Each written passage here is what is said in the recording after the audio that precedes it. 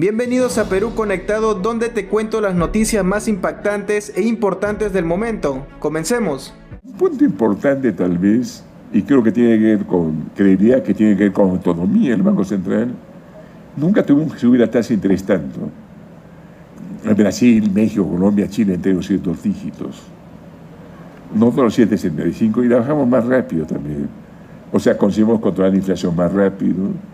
La inflación está dentro del rango ya hace varios meses, del 2024, dentro del 2024. El año pasado tenemos 2%, 1,1%. Creo que tiene que ver con credibilidad, y la credibilidad está asociada a esta autonomía del Banco Central, ¿no?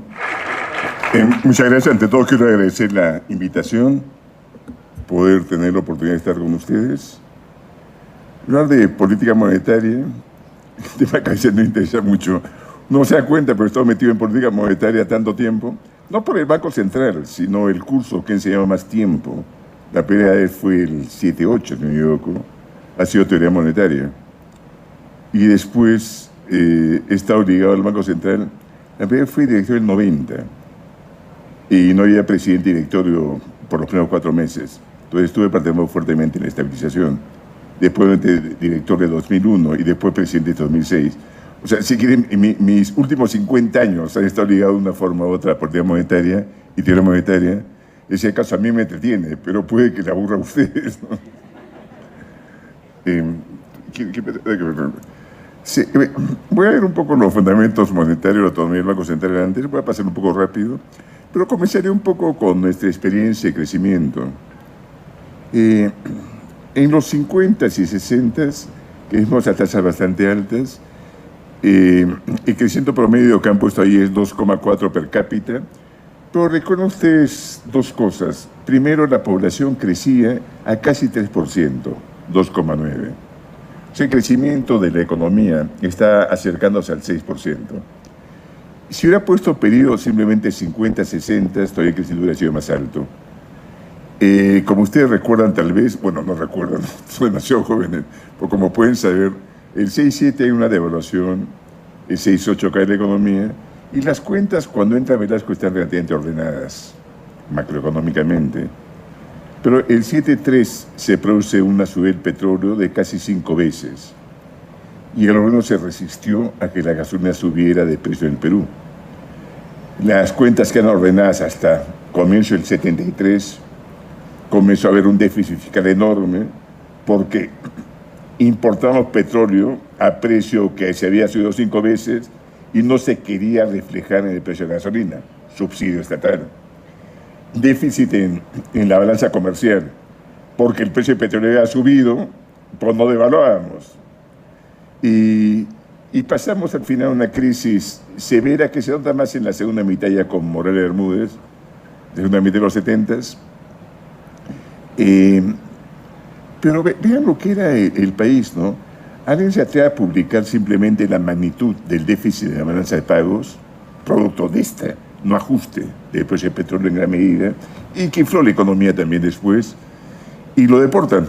Oigan, lo publica y deportan al director de la revista inmediatamente, por una información que ahora la publica el Banco Central todas las semanas. Digo, que es normal, no, que no hay ningún secreto. Y bueno, pasamos de inflación de un dígito, que es el 7,5, inflación de 2 dígitos en la segunda mitad de los 70s, a 3 dígitos en la primera mitad de los 80s, y a 4 dígitos en la segunda mitad de los 80s. Pero continúa recién en el 90, comienza el ajuste y vemos este proceso gradual en que hemos conseguido, sí, tener felizmente la menor inflación en la región. Pero vean el costo que ha tenido la hiperinflación, y puede verse ahí claramente. Estas políticas populistas, que uno nota que son casi 70 y 80, diré en gran medida, hacen que a la larga la economía se resienta fuertemente. En los 80 hemos tenido 3 años de caída de producto de más de 10%. Acá han puesto una cifra se recupera el producto del 2006, se recupera el producto del 7,5, 31 años. Pero realmente uno podría haber visto el 6,7 antes de la devaluación, se recupera el nivel del 6,7 recién en el 2003, 36 años. O sea, 3 décadas sin crecer, Lo normal es que un país crezca. 3 décadas sin crecer por desmanejo macroeconómico. Y lo que hemos vivido nosotros no ha sido una excepción en América Latina. Realmente cuando uno compara los niveles de vida de América Latina frente a Asia, uno de los factores que explica el retraso relativo a América Latina frente a Asia, desde los 60, 70 ha sido el mal manejo macroeconómico de la región de América Latina frente a Asia. En un ambiente que la inflación es alta, un ambiente en que la inflación hace que las señales de precios no sean claras para aumentar los recursos, el crecimiento obviamente se ha afectado. Y el otro factor que está puesto acá también, altos aranceles, entramos a políticas muy proteccionistas, casi toda la región realmente. En Asia también hubo políticas proteccionistas, pero simultáneamente promovían exportaciones. Acá simplemente se cerraron los mercados. Inicialmente se crece. Perú, digamos, consumía 500.000 de refrigeradoras, digamos que se importaban, que no, parece...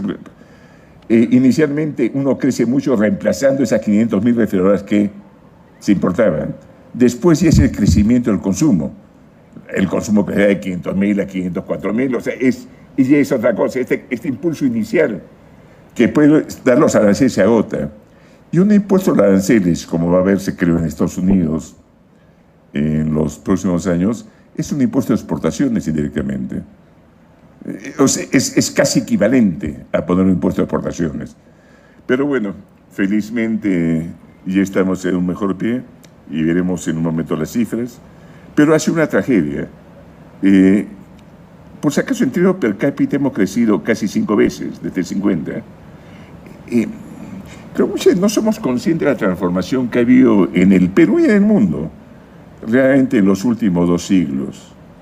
Al momento de la independencia, no digamos ni siquiera en Lima, en Madrid, al momento de la independencia, la clase media tenía una comida al día. La duquesa de Alba era la que podía comer varias veces. La pobreza era bien extendida. Los niveles de salud eran, en general, uno no puede concebir realmente cómo vivían nuestros antepasados del siglo XVIII en el mundo, en zona de Perú, ¿no? Y si ha habido una transformación, no hemos tenido la transformación que han tenido otros países, lo desarrollado estoy hablando, en parte por estas crisis. Hay otros factores, pero en parte por esta crisis. Voy a recordar a un economista que murió durante los años de COVID, murió de cáncer del pulmón, pero murió durante los años de COVID, Bruno Seminario. Hizo una obra magnífica, tratando de ver los 300 años de historia económica del Perú. Lo interesante es que en los últimos 200 años, si uno excluye el periodo de crisis, Perú creció como el Reino Unido, como Inglaterra. El problema de cada una de esas crisis nos traía hacia abajo enormemente. Crisis de independencia. De hecho, retrocedimos casi 40, 50 años. Recién con la época del guano comenzaron a recuperar los ingresos que uno tenía en 1820. Un empobramiento total. Incluso población de algunas ciudades cayó. Lima, la población cayó. Como no había suficientes recursos, ingresos, la gente quería farmearse en el campo. Fue al campo, ¿no? Algo así como vimos un poco en el COVID, alguna gente retornando. Algo parecido pasó, pero un empobrecimiento enorme, guerra con Chile, un empobrecimiento enorme. Incluso historiadores, conocí uno que murió hace 6 años, de La Puente, decía que la gente en ese momento se preguntaba si Perú podía sobrevivir como país después de la guerra con Chile y el costo enorme que ha significado, ¿no? Otro, la Gran Depresión, y otro factor que se está comentando, los 80, 70, 80, 30 años sin crecer. Eso es inconcebible. Si creciéramos a la pobre tasa que estamos creciendo ahora, en términos per cápita, casi 2,4, el producto habría crecido 150% en esos años, vamos a ponerlo de esa forma, ¿no? En vez de haber crecido hasta el 50, 5 veces, hubiera crecido 8 veces, vamos a ponerlo de esa manera. Pero continuemos, por favor, estoy estirando demasiado. Este siglo, acá he puesto Sudamérica y México, hemos sido el país que más ha crecido, pero hemos crecido muy fuerte entre 2001 y 2014. 2001 y 2014, 2 países que no he puesto, porque he puesto Sudamérica y México. Los otros 2 países crecían como Perú muy fuertemente, Panamá y República Dominicana. Panamá y República Dominicana siguió creciendo, República Dominicana algo más. República Dominicana, que a comienzo de este siglo, era bastante más pobre que Perú, ya nos ha pasado. Hemos perdido un dinamismo desde el 14. Creo que se sobreajustó fiscalmente, pero no quiero entrar en 2014, sino estos últimos 10 años de la política nos han pasado factura. Estamos creciendo, no estamos tan mal frente a la situación de inestabilidad que hemos tenido, pero ciertamente podemos haber estado mejor. Casi 9 años de esta inestabilidad que hemos tenido ha tenido un costo en cuanto a decisiones de inversión, crecimiento, etcétera, ¿no? Pero vean, a pesar de lo mal que nos ha ido, estamos bastante por encima del resto de Sudamérica o México. México, miren, es un caso particular. México ha crecido un promedio que no lo han puesto ahí. Bueno, ha crecido menos 2% por año. La pobreza, hasta antes López Obrador, había caído solo 2% en México, mientras en Perú había caído en más de la mitad ese periodo. No se dio tan mal, pero tampoco tan bien. Lo que pasa, nos hemos acostumbrado a compararnos con la región, y a la región no le dio tan bien. Si nos comparamos con Asia, ciertamente terminamos en una situación no tan buena. O sea, en País de los Ciegos, perdón, continuemos. La tasa de inflación, acá pueden ver ustedes en los periodos, no hemos disfrutado nunca de tasa de inflación muy baja. Lo que teníamos era tasa de un dígito. El típico esquema que teníamos era, si inflar la economía crecía 4 o 5 años, hasta que el tipo de cambio tenía que ajustarse. Hay una devaluación, un año de ajustes, y después de año y medio las cuentas se ordenan, nuevamente comenzamos a crecer. No solo Perú, no podía ir España, Italia, tiene un comportamiento similar. Crece la economía fuerte con nodría, tiene que ajustar a fines de su periodo, crece comprado al comienzo, después tiene que llamar a Beltrán para que ajuste con una devaluación del 5,39. Belaúnde impulsa la economía fuertemente, la demanda, con tipo de cambio fijo, el 6,7 tiene que devaluarse, y devaluar ese momento era casi una tragedia. El presidente de Colombia, Lleras, le llamaba traición a la patria. Belaúnde, que siempre ha tenido el olfato político,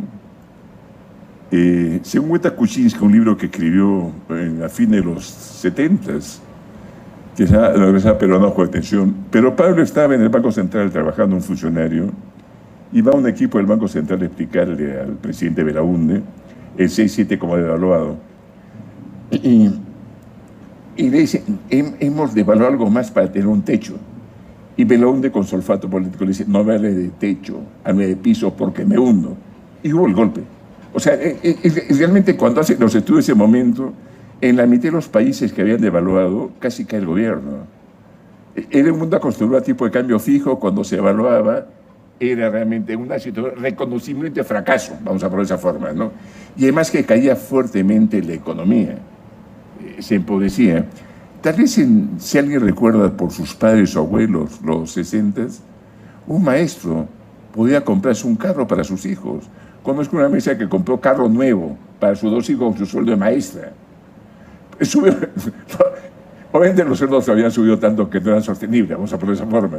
Por lo que quiero explicar es que se estimuló tanto la economía que en un momento, sencillamente, la inflación más alta que en Estados Unidos, el tipo de cambio no podía mantenerse ese ajuste. Y en la crisis, la caída de productos 6,7, 6,8, entra Velasco, bueno, ya toda la historia que conocemos. Pero vean ustedes el periodo, llegamos a casi 8.000% de inflación, y hemos ido corrigiéndola. Y el último dato que dio inflación era 1,1%, que son los periodos más bajos de inflación. Había puesto el 40%, pero uno podría retroceder incluso más y uno podría ver que efectivamente estamos en un periodo de inflación bajo. Desde 1900 no hay un periodo tan largo como el que estamos ahora con inflación baja. O sea, sus bisabuelos no han tenido un periodo tan largo de inflación, ni sus abuelos, por esa forma, ¿no? Continuemos.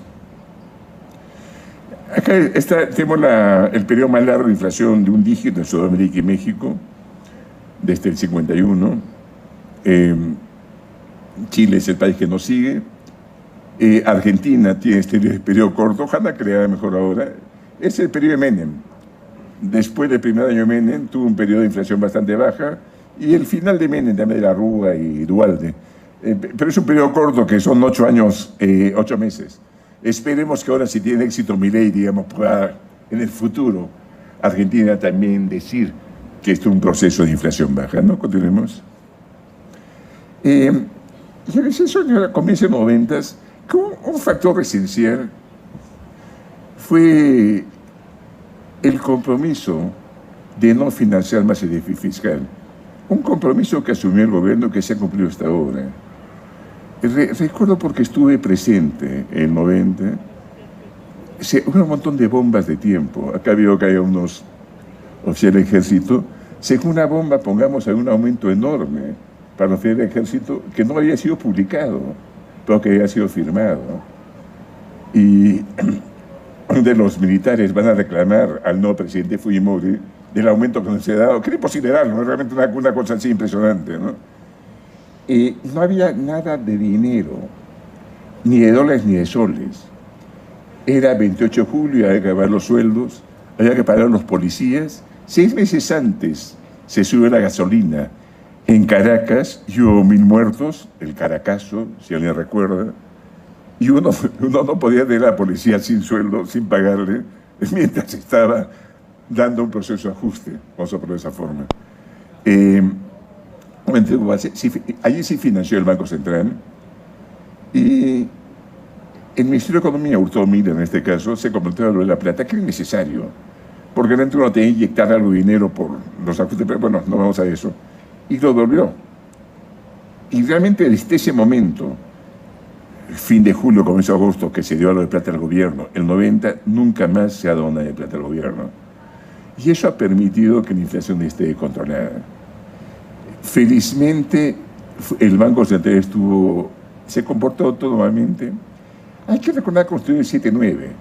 Ya establecía que el Banco Central era autónomo, pero tuvimos hiperinflación con un Banco Central autónomo. Si yo designo como presidente a todas las personas, y estas personas van a seguir mis instrucciones, poco importa que diga que el Banco debe ser autónomo, si efectivamente las personas van a tener siguiendo las instrucciones que yo doy, ¿no? Y tuvimos hiperinflación con Banco Central autónomo en los 80s. Felizmente ya la Constitución del 93 refuerza la autonomía con un cambio sutil.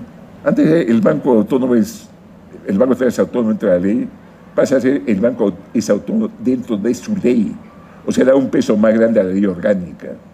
Y la ley orgánica establece un montón de restricciones para lo que el Banco Central puede hacer, que la veré en un momento.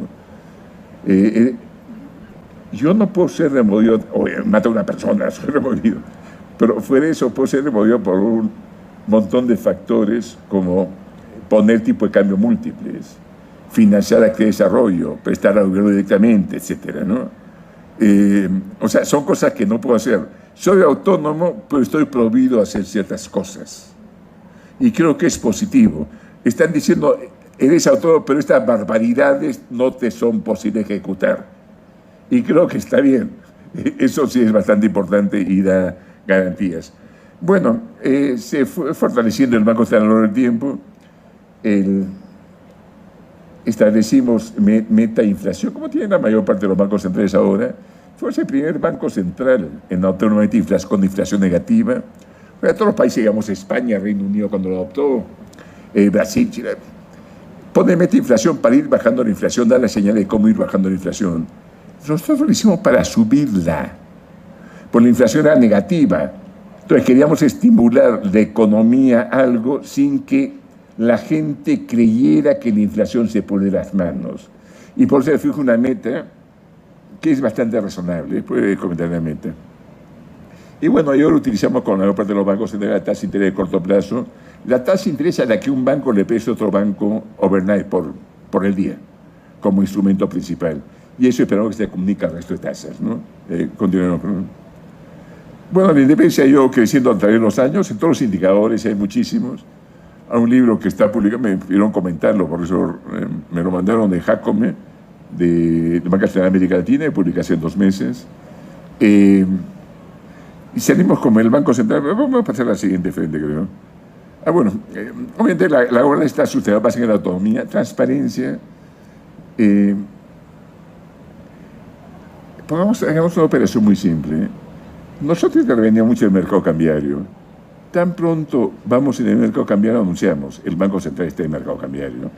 Otros países no lo anuncian. Inclusive países desarrollados como Alemania, cuando no había todavía el marco alemán, y era secreto de Estado saber con cuánto intervino y cómo intervino. Era casi imposible conseguir información, ¿no? Acá sí somos bastante transparentes. Transparentamos los actos tan pronto lo hacemos. Y no somos, bueno, no es que no somos, no comunicamos al mercado lo que podríamos hacer, sino tan pronto hacemos algo, lo comunicamos. Y no creo que lo que hay que comunicar, creo, es saber cuál es el proceso del Banco Central, a dónde se orientan sus acciones, y tanto se ejerce una acción, comunicarla. Pero poner tanto detalle, creo que no corresponde porque primero los bancos no sabemos tanto tampoco. Entonces, alguien creer que podemos estar previendo el futuro 5 semanas antes se vuelve bien complicado, ¿no? Entonces la situación puede cambiar. Iba a subir la tasa, pero viene COVID, tiene que bajarse, no hay más, ¿no? Bueno, nos dimos cuenta, presentamos la información permanentemente y, bueno, tenemos nuestra gobernanza que asegura que tener un marco bastante meritocrático. Creo que hemos sido la primera institución en buscar que ser completamente meritocráticos. Acá, probablemente algunos alumnos también se han presentado al curso del Banco Central. Es un curso que tiene más de 50 años de economía y 17 años de finanzas. Entonces se presentan como 1000 alumnos, entran 35, 36. Los 6 primeros después entran a trabajar al Banco Central, ¿no?, de ese curso. Es bastante meritocrático.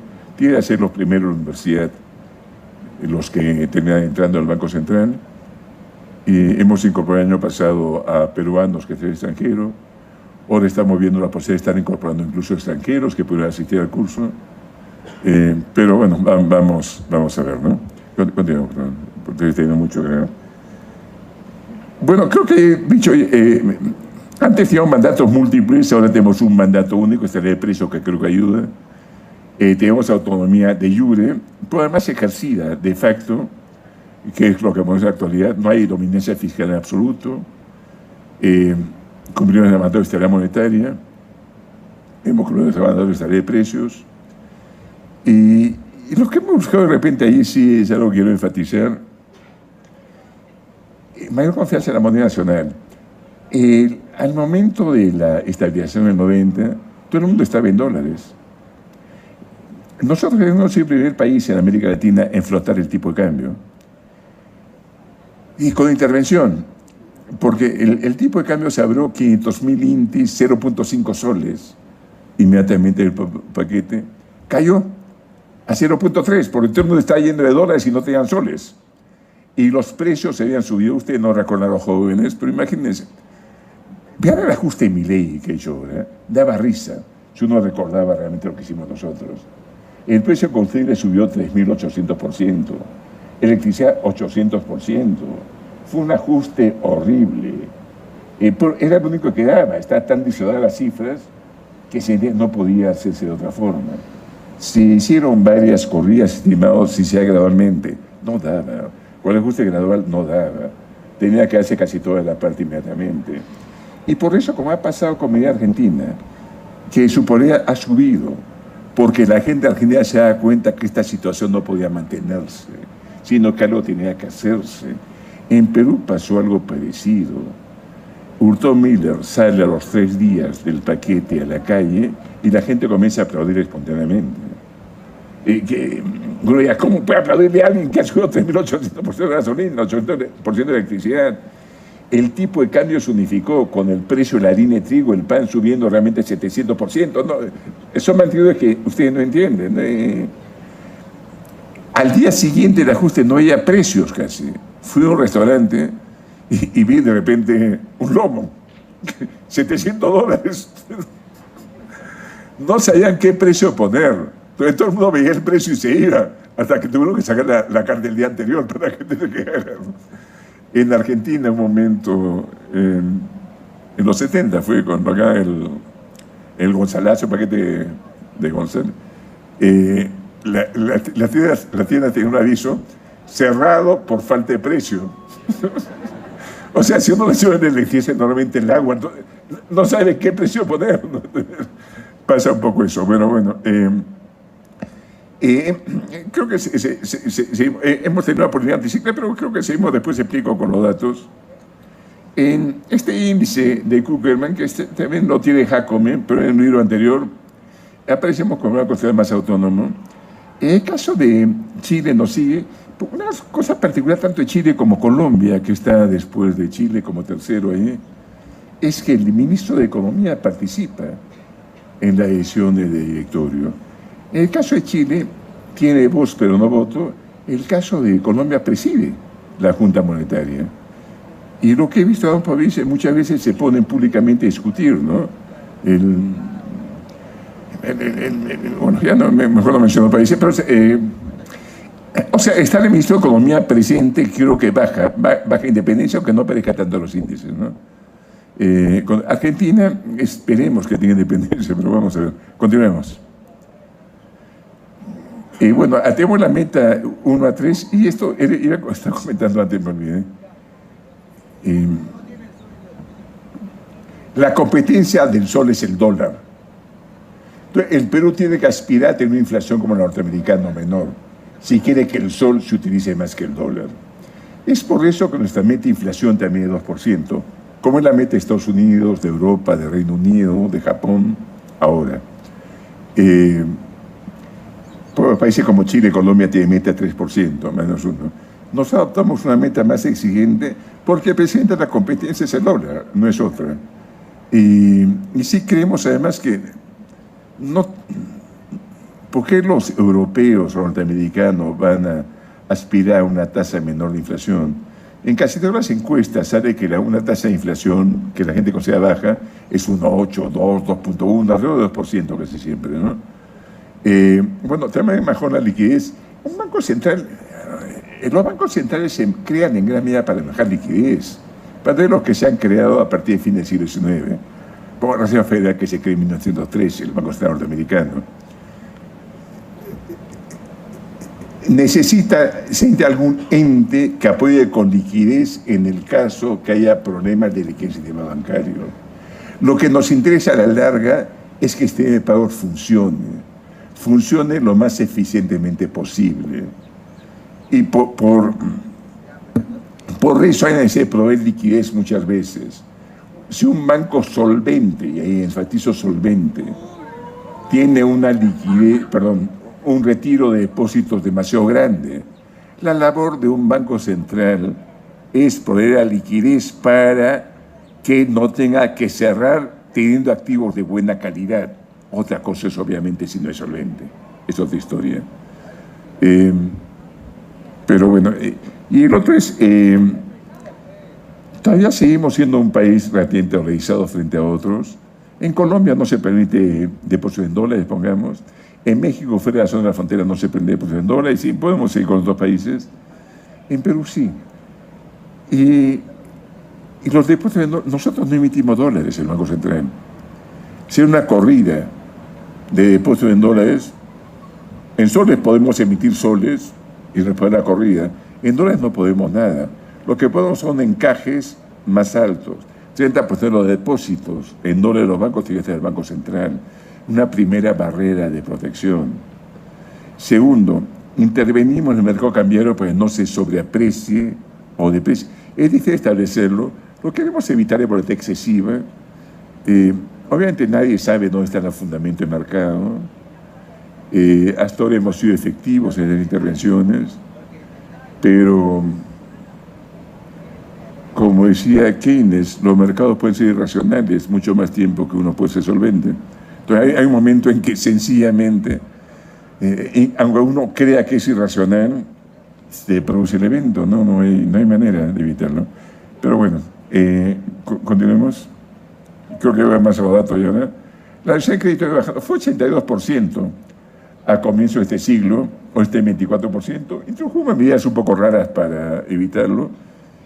Pongamos que vean que tenían que depositar más plata en el Banco Central de los bancos y no reducían sus créditos, particularmente aquellos que no pueden cubrirse fácilmente.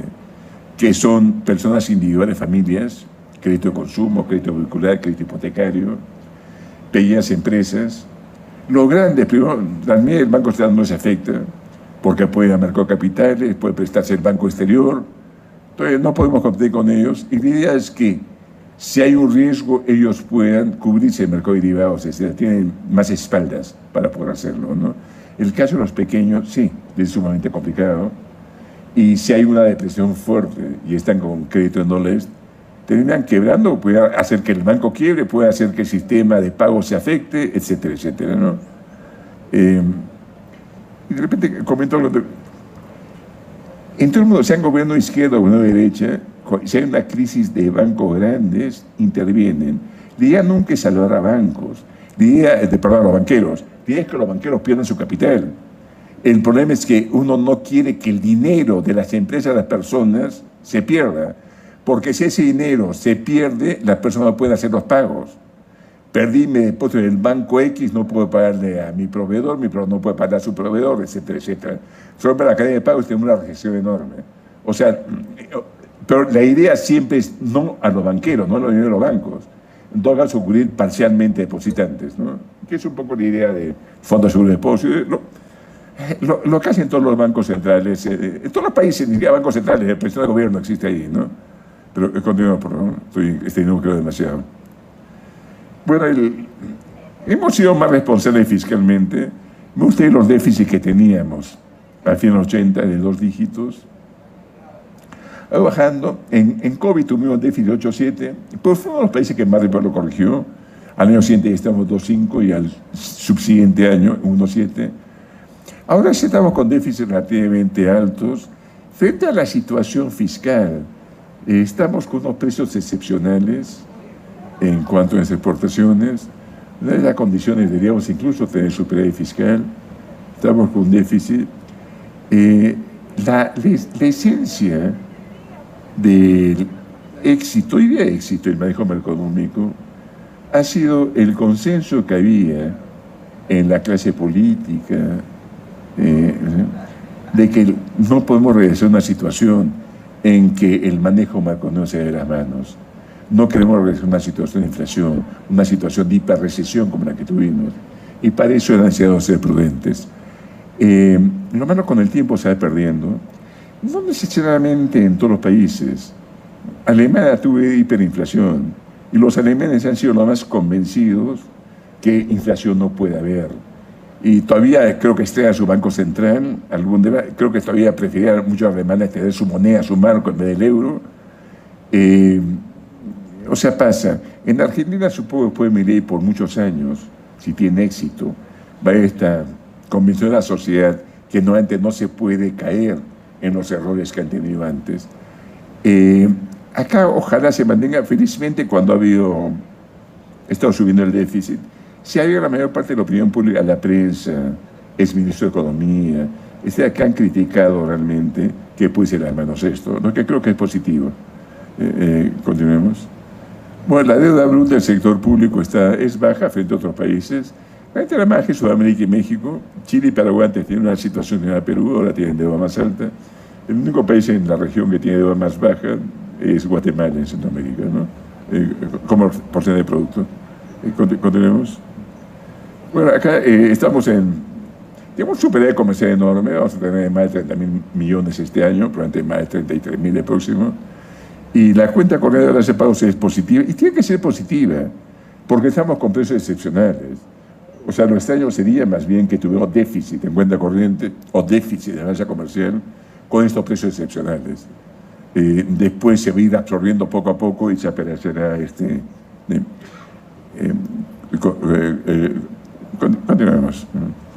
continuemos. Acá voy a poner una respuesta. Crecíamos fuertemente ante la crisis de Lehman.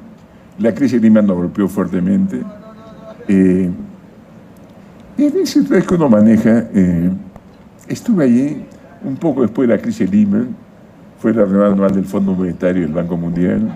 Uno paseaba por los pasillos de Washington, todas las caras largas, la sensación que el mundo se derrumbaba, la sensación que estaba nuevamente en la crisis de los 30, Y la crisis de los 30 es horrible. Ya sus tatarabuelos, ya han muerto la gente que ha estado allí, pero fue horrible. Si han tenido oportunidad de conversar con alguien que había en esa época, de bajar el sueldo, mira, te despido, te dejo el sueldo a la mitad, no puedo pagarte si te mantengo. O, mira, ya para que no pierdas tu empleo, sí, pero ven solo 2 días, no 5. El ajuste fue dramático, y fue dramático en todo el mundo. Y fue una caída bastante severa. La sensación es esa, inclusive un economista muy conocido de Berkeley, publicaba los datos comparados con el 30, lo que iba pasando. Y parecía que una cosa parecida. Felizmente, sí hubo una respuesta fuerte de los bancos centrales. En ese momento, durante la reunión en Washington del Fondo Monetario, el mercado monetario europeo parecía a punto de colapsar. Y luego sí la reunión, el Banco de Inglaterra, el FED, el Banco Central Peruano, obviamente no pesa ahí nada, para actuar el lunes, al día siguiente, el fin de semana. Y ya cuando 2 años de personal de repente, presido un organismo que se llama CEN, el Centro de Estudios Monetarios Norteamericanos, ya he evitado que hable el presidente del Banco Central de México. Bueno, estoy en el avión, pero te digo regresar, porque el peso mexicano está depreciando 100%. Está en una cena el domingo, está el Banco de Brasil, tengo mi avión esperando, porque están cayendo 2 bancos en Brasil. No, la sensación era que el mundo se hundía, no era otra, ¿no? Diferente acción con los bancos centrales salió, y creo que China fue el otro factor fundamental. Y creo que lo podemos ver de repente en un rato. Pero vean ustedes creciendo fuertísimo. No era por demanda interna, pero también por precios de exportación sumamente altos. El 2008, incluso con un trimestre de crisis, que fue el de Lima, crecimos 9.1. El año anterior, 2007, crecimos 8.5, 7.5, un periodo excepcional.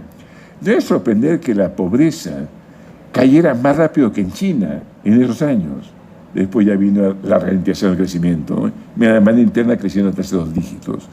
Para aquellos que hayan estado en alguna empresa que produce para el mercado interno, podrán reconocer cómo crecía la demanda para sus productos en esos años, ¿no? Continuemos, ¿no? Fuimos de los pocos países que en 2009 consiguió crecer. Colombia también creció. Y creo que en parte por medidas que impulsamos.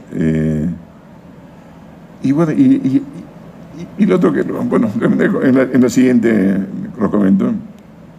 Bajamos la tasa de interés a 1,21, la más baja. Por fin pudimos hacer política anticíclica. Uno de los países de América Latina mejor manejados. Antes, el tipo de cambio se está disparando. En Colombia se disparó 90%, en Brasil 90%. Antes, con tipo de cambio, presión cambiaria, nadie se atrevía a bajar la tasa de manera, uno la subía para que el tipo de cambio no subiera mucho más. Acá, por medio de varios países, pudieron hacer política anticíclica. O sea que el Banco Central, más bien, relacionado a la economía, bajara la tasa para estimular la economía, ¿no? Bajamos de 6,50 a 1,25, Chile había llevado a 10% su tasa de interés. Continuemos. Y crédito de empresas, ya que era lo que era China. China metió toda su carne al asador. China, miren ustedes, en casi todos los países el crédito cayó. Estados Unidos cayó 12%, Australia 7%, México 2,3%, Chile casi no creció, Colombia creció 0,4%. Pero fueron países que conseguimos que el crédito crezca. Pero China es el importante. China creció 30,7%. Los chinos pusieron el 4º trimestre toda la carne al asador.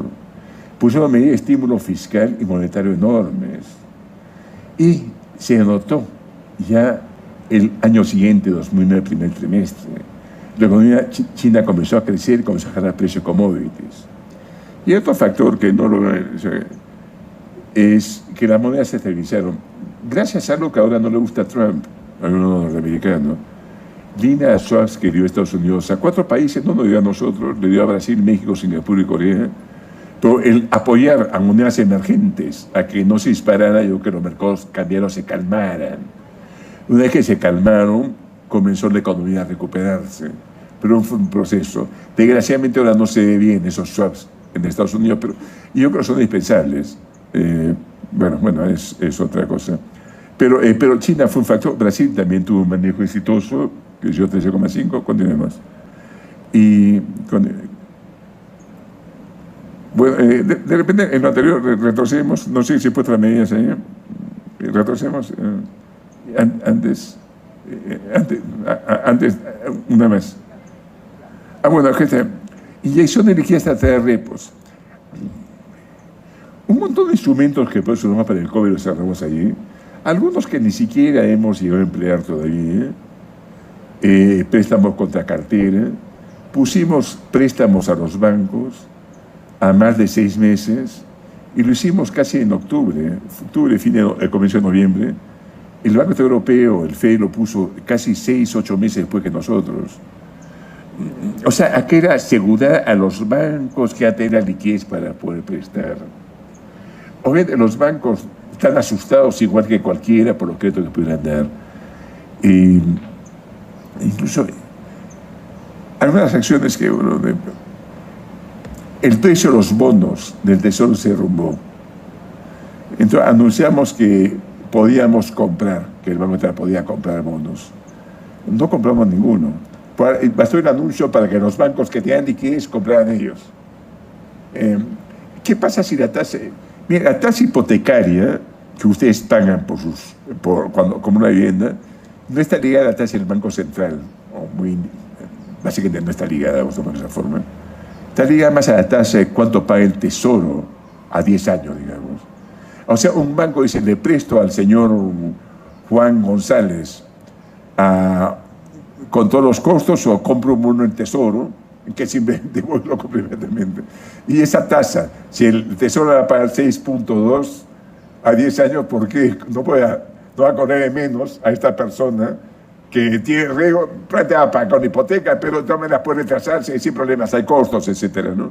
Lo que marca casi el piso de las tasas hipotecarias es el rendimiento del bono del Tesoro. Entonces, realmente, si queremos que las tasas hipotecarias no se vean al techo, tuvimos que dar las señales para que el bono del Tesoro, el rendimiento no se fue al techo, que el precio no caiga tanto, ¿no? Pero bueno, continuamos, estoy exagerando por el tiempo. Lo siguiente. Y el COVID fue otra cosa impresionante. Tuvo la peor caída. India también tuvo una caída muy fuerte. Si han leído la prensa en ese momento en India, toda la historia parecía recordarle que uno lee en la prensa peruana. La gente caminando para realizar sus ciudades. Una situación horrible. Confinamiento también sumamente severo. Acá es difícil criticar porque nadie sabía qué pasaba, la verdad. Errores se han cometido en todas partes. Y cuando viene el COVID, ningún país sabía bien cómo reaccionar. No quiero meterme, es fácil cometer errores. Pero el caso de confinamiento fue uno de los más estrictos. Y lo digo porque sí, mi economía comencé a confiscar justo antes del confinamiento. El día en que se da la medida de confinamiento. Y mira cuáles son los equipos. Tanto el equipo del MEF como el mío me han conseguido inmediatamente qué medida de confinamiento hacer en otras partes. Acá de salir en la mañana ese día, la diferencia de horas, el de España. El de España decía qué cosas cierran, restaurantes, etcétera, pongamos. En Perú decía qué cosas abren. La diferencia es enorme. Un taller de reparar un carro en España está abierto, en Perú está cerrado. Segundo, en parte, puede ser preocupación por la salud, pero también delivery no se permitió. A veces por razones creo un poco equivocadas, puede tener razón, que los explotan los delivery, etc. Pero el problema es que no había qué comer, ¿no? Es otra situación. Y un confinamiento en un país que tiene informalidad tiene un costo demasiado alto. Reactiva se trató de llegar a empresas, pero era fácil llegar a formales. Se acotó con respecto a cuánto el crédito, con respecto a cuánto vendían, cuál era su planilla, pero en informal. O en la pequeña empresa no se tiene ese dato, no se sabe cuándo darla, no está identificada. Entonces muchas empresas pequeñas informales, ya para poder subsistir, se comieron lo que era su cartera de trabajo, lo que era el dinero que tenían para operar con mercancías, lo que era el dinero para pagar de repente a trabajadores informales que tenían. Y el empobrecimiento fue masivo. De ahí el aumento de la pobreza, que saltó de 20 a casi 29, ¿no? Y es enorme. De ahí también el malestar que se ha visto en todo el mundo, eso sí, en el mundo emergente. Pues no hay una buena red de protección social. La gente terminó votando con rabia en las elecciones siguientes en todo el mundo. un Estado que no servía, un Estado que los servicios de salud fueron bastante malos, un Estado realmente que permitió que el ahorro que había tenido realmente por 8 años, que había salido, asomado un poco en la pobreza, y ha tenido cierto nivel de ingreso desaparecida, se dispara porque tuve que utilizar toda mi plata para comer, pues no era buena red de protección social. O sea, no es sorprendente que pasara eso. Pero bueno, es un ajuste, pues recuperamos rápido. Y continuamos, creo que eso no lo tengo, pero lo recuperamos muy rápido. Bueno, acá lo tenemos. Nos recuperamos rapidísimo. Y realmente a fines casi de 2020 ya hemos recuperado casi todo. El primer trimestre estábamos un momento incluso encima ya de los niveles de pre-COVID, pero vino la elección de 2021 y afectó un poco expectativas, hizo que el crecimiento sea mucho menor y nos ha tomado más tiempo recuperarnos, ¿no? Actualmente estamos solo 4% a fines del 2022, 4% por encima del nivel que teníamos en 2019. Pero era una combinación de factores. Acá bajamos la tasa de interés casi a cero. Era la tasa más baja en mercados emergentes, después de República Checa y Israel también bajaron de esos niveles.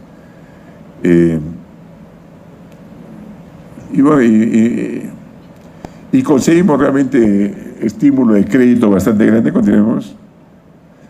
Acá pueden ver el crecimiento del PIB por países. Nosotros subimos mucho más, pero nos recuperamos rápido en el año siguiente, después me ha ido la ralentización de crecimiento, ¿no? Continuemos. El crédito de empresas, sí, Brasil y Perú fueron los que más crecieron. Acá sí es esencial garantías. Si ustedes tienen que la empresa no va a trabajar, ningún banco va a querer prestarles. Oye, si no vas a vender nada, ¿cómo quieres que te preste? Entonces sí tiene que haber un esquema de garantías, de AR activa. O sea, sin garantía los bancos no hubieran prestado, así de simple. Y llamar responsablemente, no puedan prestar ante ese ambiente de incertidumbre, ¿no? Lo que falló más bien es esta llegada a empresas más pequeñas. Al final se adoptó un esquema para que fuera hasta el doble del crédito que tenían en microfinancieras. Fue un esquema muy malo. Hay empresas que no tienen deuda y igual necesitan la plata, otras que hayan comprado maquinaria, entonces darle el doble no es un esquema bueno. A la verdad creo, yo sugeriría casi esquema 100% para un pequeño esquema de 100%, se puede justificar de garantía. Con la idea de cobrar algunos, era casi una transferencia. En muchos países usan una cosa parecida. Para los más pequeños que no hay forma de llegar, casi transferencia. Puede ser con préstamo, con garantías. La idea es que si la empresa lidia bien, se le cobrará. Pero bueno, pero lo que sí es importante es que hubo la respuesta de crédito y eso evitó que una caída más grande de producto, ¿no? Continuemos. Bueno, la tasa de política monetaria durante todo este periodo ha sido la más baja de la región, creo que la tengo en otro gráfico, ahí podemos verla. Desde COVID, nuestra tasa ha sido la más baja frente al resto de América Latina. Un punto importante tal vez, y creo que tiene que ver con credibilidad, que tiene que ver con autonomía del Banco Central, nunca tuvimos que subir la tasa de interés tanto. En Brasil, México, Colombia, Chile, entre los 2 dígitos. Nosotros los 7,75 y la bajamos más rápido también. O sea, conseguimos controlar la inflación más rápido. La inflación está dentro del rango ya hace varios meses, del 2024, dentro del 2024. El año pasado terminó 2%, 1,1%. Creo que tiene que ver con credibilidad y la credibilidad está asociada a esta autonomía del Banco Central, ¿no? Pero bueno, continuemos. La tasa es la baja. Brasil está en 15% todavía. Colombia 9,25, casi 10%. Chile 50 puntos básicos más que nosotros. Estados Unidos está encima de nosotros, pero probablemente baje hoy día. Hoy día tiene reunión y probablemente baje 25 puntos básicos, ¿no? Continuemos. El tipo de cambio sí ha sido bastante estable. En parte el tipo de cambio es más estable porque hemos tenido una inflación más baja que los otros países. Entonces no es sorprender que mantenga más su valor frente al dólar. Ahorita ha subido 40%, recuerdan Castillo, de 4,15 a de Castillo. Antes de mayo de 2013 llegó a 2,50. Pero frente a los otros países ha sido bastante estable, como puede verse allí en la línea roja. Frente a comienzo de siglo, esta cifra está un poco desactualizada porque nos hemos apreciado ayer y anteayer. Frente a comienzo de siglo nos hemos fortalecido 2%. Otras monedas como la brasileña se han depreciado 200%, México 100%, Colombia, Chile casi 70% en ambos casos, uno por encima, otro por debajo. O sea, ha sido un tipo de cambio bastante estable. No es lo que busque el Banco Central, busca evitar volatilidad, pero tiene un resultado no buscado. Lo que buscamos es inflación baja, más que un tipo de cambio que sea similar al norteamericano, ¿no? Y todavía no hemos perdido competitividad. Estamos viendo el tipo de cambio con Estados Unidos, tomando en cuenta inflación. Lo que pasa, como tenemos inflación, o sea, Brasil puede haberse depreciado 200%, pero su inflación también ha sido casi 200%. Nosotros tenemos una inflación similar a Estados Unidos, entonces no es sorprendente que sea bajo. Pero estamos con el mismo tipo de cambio de 2009. Todo este periodo, hasta el 2003, está muy por debajo. O sea, no es que hayamos perdido fuertemente competitividad, tampoco en absoluto, ¿no? Me gusta ver dónde estamos ahora. Estamos básicamente encima del promedio que se ha tenido en este siglo, ¿no? Continuemos. Las rentas están en 88.000 millones. Son como de productos las más altas. Podrá criticarse. Primero, tenemos exposición en dólares, tenemos que tener reservas altas. Segundo, hemos visto, en un momento pensé que tal vez teníamos que hacer reservas. Cuando hubo un episodio de Castillo, que casi el temor de ahorristas peruanos, y salió casi 8%, más de 8% del producto. Si no hubiera tenido las reservas, el tipo de cambio hubiera podido irse a 12, 15. Recuerda, entra Castillo, la tasa era 0.25, en agosto sube a 0.5. Obviamente subió la tasa a 100%, de repente evitaba que se depreciara tanto el tipo de cambio. Pero si no hubiera tenido ese paquete de grandes reservas, la gente no hubiera creído en la intervención del Banco Central como sostenible, ¿no? Estamos esperando tanto para este año como el próximo estar entre la meta. No veo riesgo inflacionario. Obviamente siempre puede sorpresa. Nadie puede saber qué hay en torno al estrecho de Hormuz, el precio del petróleo se dispara, alguna complicación geopolítica que hace que el dólar se dispare. Uno puede ser, pero al menos el horizonte de probabilidades que uno espera que la inflación este año termine 1,7%, el próximo termine tal vez 2%, ¿no? Y ahí creo que me voy más. Y bueno, ahí me quedo. Muchas gracias. Bueno amigos, eso fue todo. No olviden suscribirse al canal y compartir el video. Hasta pronto.